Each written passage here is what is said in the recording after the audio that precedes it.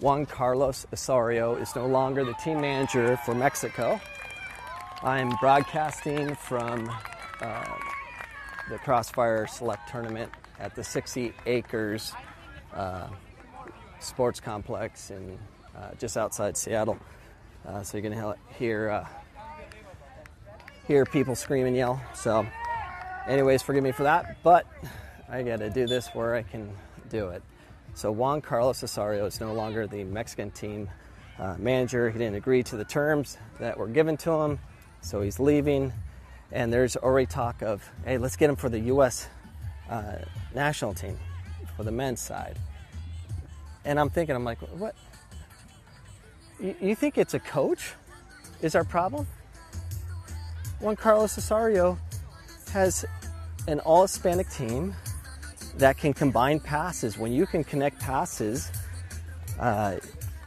you can play with anybody. If you can handle pressure on the ball like a typical Hispanic player can, if you can handle pressure and not freak out like the Americans do, you can compete with anybody.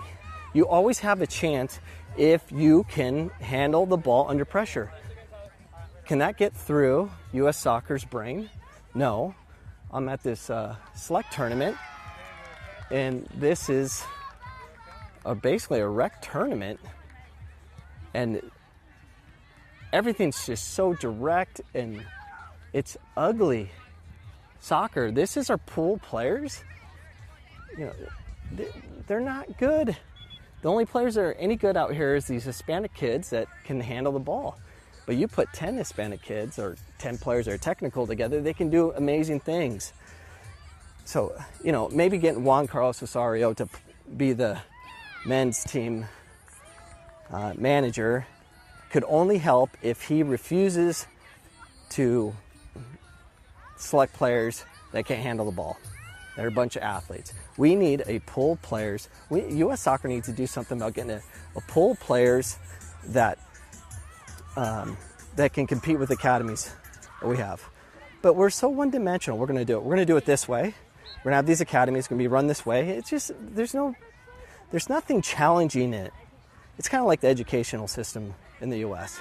You know, if we just dealt with government funded programs and we had to do the standard testing that is typically in the public school system, and there's nothing to challenge it. If there's no other options, if there's no private system, if there wasn't a voucher program, there wasn't anything to compete with, they would even get worse than they already are because they're just cookie cutter programs.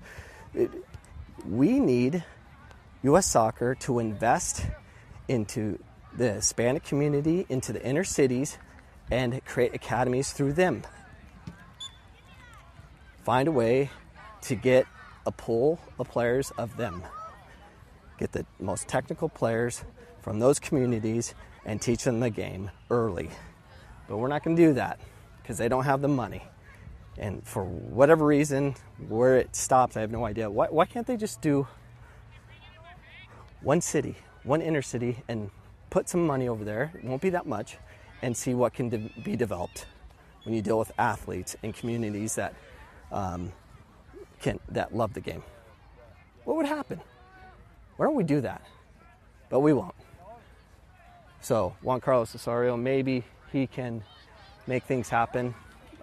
If only he was gonna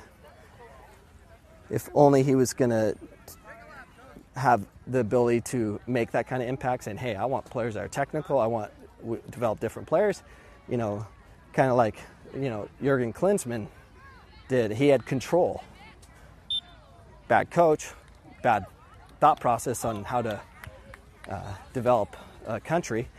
But, you know, he had control, but I don't think any new coach would have control. It sounds like the general manager of the men's national team is controlling things. So the coach of the head of the men's soccer team for the U.S. has zero control. He's been dictated by everything. So, again, more problems.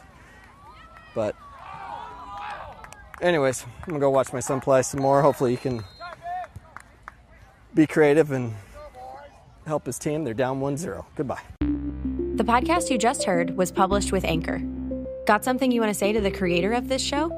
Send them a voice message using the Anchor app, free for iOS and Android.